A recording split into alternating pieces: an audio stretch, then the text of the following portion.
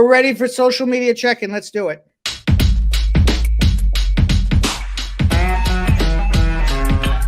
Sunny Adventure. Is it okay to travel on advanced parole as much as you like? You can travel as much as you like in terms of multiple times. So it's multiple entries in and out of the United States. That's okay because advanced parole is always multiple entries. Double check it on your advanced parole form that's what it says, but it's what it should say. And that advanced parole document is good until the expiration date. So don't travel after the expiration date. But it's also advanced parole is for short, innocent, and brief trips abroad. What's short, innocent, and brief? 3 weeks, 4 weeks, 5 weeks, 6 weeks. That's short, innocent, and brief.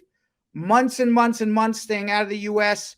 and then trying to return on advanced parole is a little more sketchy. Winsome Maxwell, Brad, if a spouse has a drug charge on record, can he petition for his wife?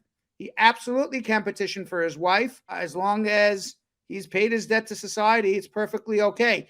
The only charges that you can petition for if you are a U.S. citizen is if the U.S. citizen has sexual abuse of a minor, then you need a waiver.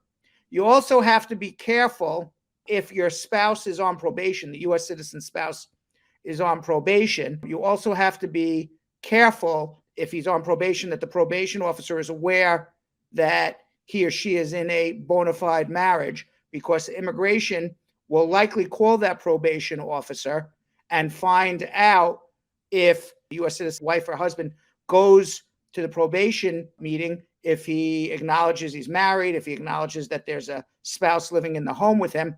I learned that the hard way, the very hard way, when I was a very young attorney. I've told this story years ago. I don't think I've told it recently, where an immigration officer called the probation officer. I must have been 24, 25 years old, one of my first cases. And we show up to the interview with the husband and wife. The U.S. immigration officer says, "This is your wife?" And he says, "Yes." And he says, "Does your probation officer say no?" And he says, "Yes." And I said, "Because that's very interesting. I called your probation officer, and he says he does not know that you're married. As a matter of fact, he claims you're a homosexual. How are you married to a woman?" So I learned my lesson the hard way. Make sure that the probation officer is aware as well. That was about 25 years ago. That happened to me. One of my first interviews. 29 Super C. Good afternoon and Squad Up Brad Show Live. Is there a time frame when my EB3 interview is conducted that my wife can be interviewed for her secondary EB3? It's called a following to join. There's no time frame. As long as you're married, she can go for her interview in 6 months from now or 6 years from now. It's perfectly fine. Up until you become a citizen.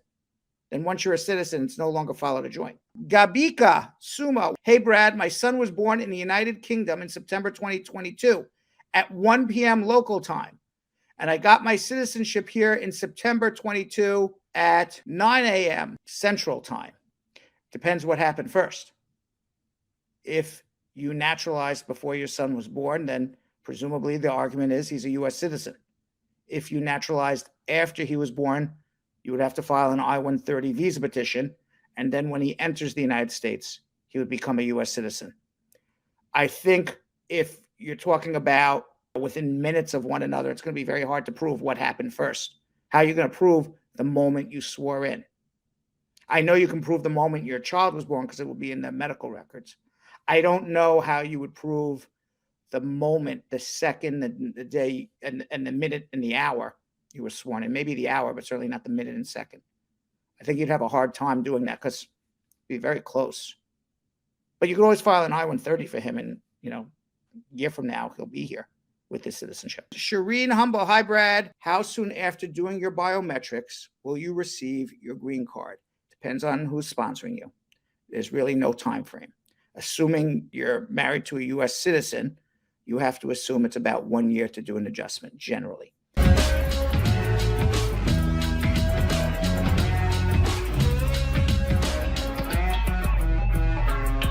Thanks for watching. For more Brad Show Live, like and subscribe to our YouTube channel.